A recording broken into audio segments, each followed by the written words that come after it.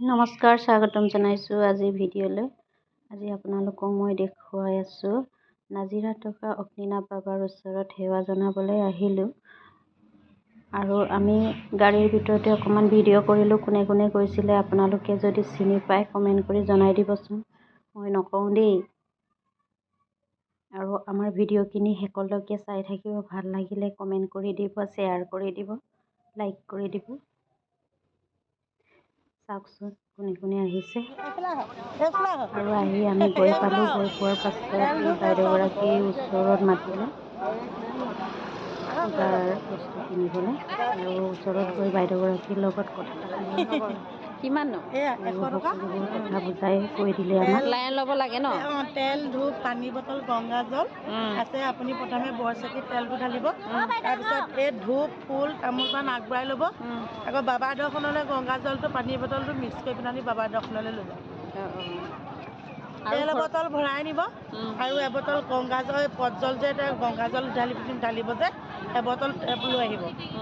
অকণমান গা ধুব, অকণমান খাব, ছটিয়াব পাৰিব। তেলটো গা বিষ চিষ হ'লে মানে ঘঁহিব পাৰিব। বাইদেৱে দিবলৈ দিয়ে দেই। Thank you. আমি প্ৰথম আহিছোঁ যে সেইকাৰণে বাইদেউগৰাকীয়ে সকলোবোৰ বুজাই ক'লে। আৰু আমি আহিয়ে ইয়াত প্ৰথমে লাইন পাতিলোঁ।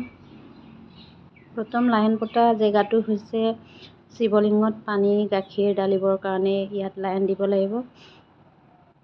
ইয়াত নিজৰ নিজৰ স্থানত লাইন ল'ব লাগিব। আৰু মানুহৰ ইমানেই ভক্তৰ ভিৰ, আপোনালোকে দেখিলে সঁচাকৈ আচৰিত পাব। ইয়ালৈ আহি গ'লেহে গম পাব সকলোবোৰ কথা।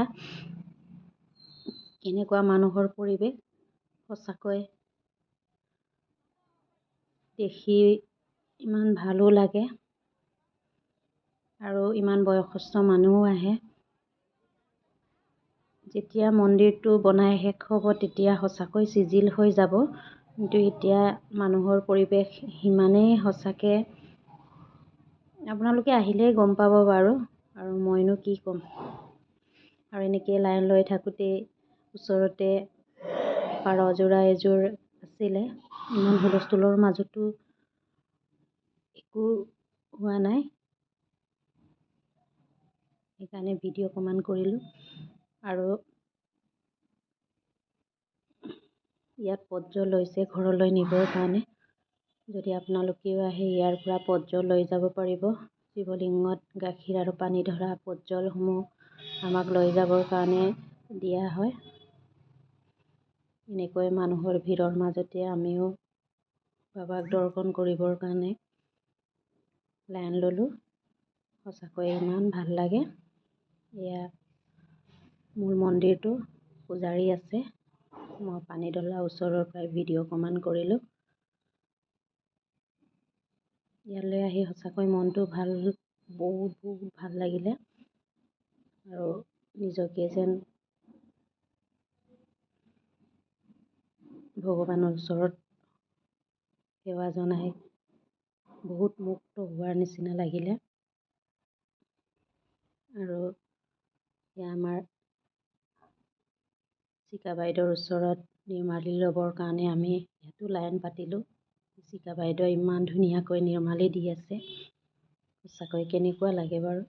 আকৌ মই ওচৰত গৈ পূজাৰী বহুৱাই আকৌ ভিডিঅ' অকণমান কৰিলোঁ।